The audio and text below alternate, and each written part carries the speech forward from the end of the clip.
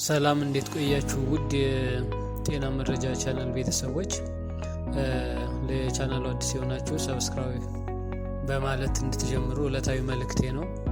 ዛሬ ደግሞ ይዤላችሁ የመጣሁኝ የደም ማነስ በሽታ ምንድን ነው፣ የደም ማነስ በሽታን እንዴት መከላከል ይቻላል፣ እንዴትስ ማከም ይቻላል የሚለውን የምናይ ይሆናል።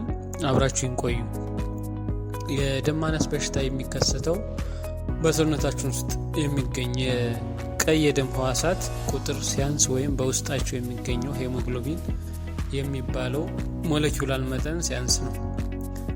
ቀይ የደም ሕዋሳት በደማችን ውስጥ ከሚገኙ ብዙ አይነት ሌሎች ሕዋሳት አንደኛው ሲሆኑ ዋነኛ ስራቸው በደም ስራችን ውስጥ ኦክሲጅን ከቦታ ቦታ ማዘዋወር ነው። ሁሉም የሰውነት ክፍሎቻችን ይህንን ኦክሲጅን ከምግብ የምናገኘውን ንጥረ ነገር ወደ ኃይል ወይም ወደ ጉልበት በመቀየር ይጠቀሙበታል። ስለዚህ የደም ማነስ በሚኖርበት ጊዜ የሰውነታችንን ሕዋሳት በሙሉ በቂ ኃይል ስለማያገኙ ድካም፣ አቅም ማጣት እና የመሳሰሉ ምልክቶች እናሳያለን ማለት ነው። የደም ማነስ ህመም ብዙ ሰዎችን ያጠቃል።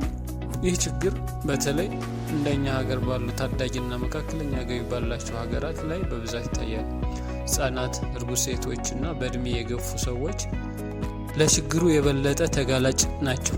እንደ ዓለም ጤና ጥበቃ ድርጅት መረጃ በዓለም ላይ ካሉ ሰዎች እስከ 25-30% የሚደርሱት ወይም ከአራት አንድ ሰው የደም ማነስ በሽታ አለበት። ይህም ወደ 1.6 ቢሊዮን ህዝብ እንደማለት ነው።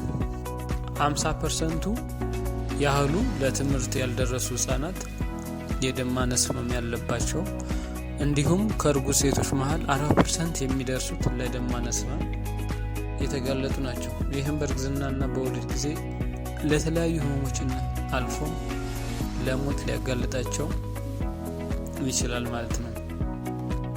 የደም ማነስ በምን ምክንያት ይፈጠራል የሚለውን በምናይበት ሰዓት በመግቢያው ላይ እንደተጠቀሰው የደም ማነስ በቀይ የደም ሴሎች ወይም ሬድ ብለድ ሴልስ ቁጥር ማነስ ወይም በውስጣቸው የሚገኘው ሄሞግሎቢን መጠን ማነስ የሚመጣ ነው።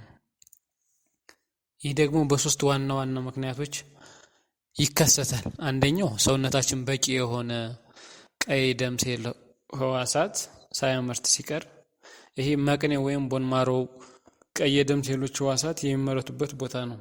ለግንባታው የሚያስፈልጉት ንጥረ ነገሮች አይረን፣ ቪታሚን ቢ12፣ ፎሊክ አሲድ በበቂ ሁኔታ ካላገኘን የምርት መጠናቸው ስለሚቀንስ የደም ማነስ ይከሰታል። ሁለተኛው ቀይ የደም ሕዋሳት በተለያዩ ምክንያቶች ቶሎ የሚሞቱ ከሆነ ቀይ የደም ሴሎች በአማካይ 120 ቀን ወይም 3 ወር ያህል ይኖራሉ። ከዛ መቅኔያችን በሚያመርተው በአዲስ ሌሎች ሕዋሳት ይተካሉ። ለዚህም ነው አንድ ጤነኛ ሰው ሌላ ችግር እስከሌለበት ድረስ በየ3 ወሩ ደም ቢሰጥ ችግር የለውም የሚባለው። የተለያዩ አይነት በሽታዎች ለምሳሌ ወባ ወይም ሲክል ሴል ዲዚዝ ቀይ የደም ሕዋሳት ከላይ በተገለጸው ጊዜ ቀድመው ቶሎ እንዲሞቱ በማድረግ የደም ማነስ በሽታ እንዲፈጠር ያደርጋሉ። ሶስተኛው የደም መፍሰስ በሚኖርበት ሰዓት ከአደጋ ተያይዞ የሚፈጠር ከፍተኛ የደም መፍሰስ፣ ሴቶች ከወር አበባ ጋር ተያይዞ ብዙ ደም የሚፈሳቸው ከሆነ ወይም በወሊድ ጊዜ የሚከሰት ከፍተኛ የደም መፍሰስ ለአጣዳፊና ዘላቂ የደም ማነስ ሊያጋልጥ ይችላል። የደም ማነስ ካለብን ምን ምልክቶች እናሳያለን? የደም ማነስ በተለያዩ ምክንያቶች የሚመጣ ስለሆነ ምልክቶቹ እንደ ምክንያቱ ሊለያዩ ይችላሉ። በዋነኝነት ግን እነዚህ ምልክቶች ይታያሉ።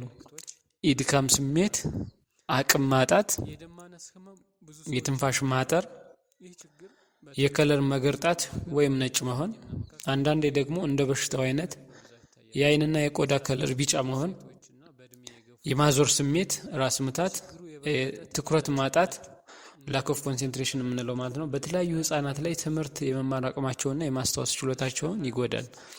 አንዳንድ ጊዜ ምንም ምልክት ላይኖር ስለሚችል በላብራቶሪ በምርመራ ብቻ ሊታወቅ ይችላል ማለት ነው። ከላይ ቅድም እንዳልነው የሄሞግሎቢን የሚባለው መጠን አለ።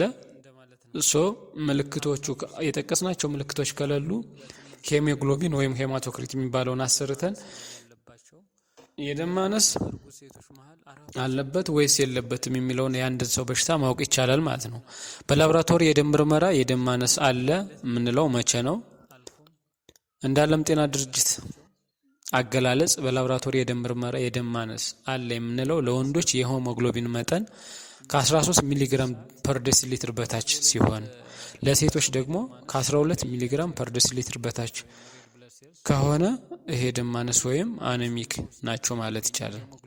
ይህ ቁጥር እንደ እድሜያችን የእንቅስቃሴያችን አይነትና የምንኖርበት ቦታ ሊለያይ ይችላል። ለምሳሌ እንደ ሀገራችን ባሉ ከፍተኛ ወይም ተራራማ ቦታዎች በሚበዙበት ቦታ የሄሞግሎቢን መጠን ከፍ ያለ ሊሆን ይችላል። በምርመራ ወቅት ከሄሞግሎቢን በተጨማሪ የደም ማነስን ሊያመጡ የሚችሉ ምክንያቶች ምርመራ ሐኪም ሊያደርግለትም ይችላል። ለምሳሌ ቫይታሚን ቢ12፣ የፎሊክ አሲድ መጠንና የአይረን ወይም የብረት ንጥረ ነገር አብሮ ሊመረመርም ይችላል ማለት ነው። ከሄሞግሎቢን በተጨማሪ የደም ማነስ እንዴት ይታከማል?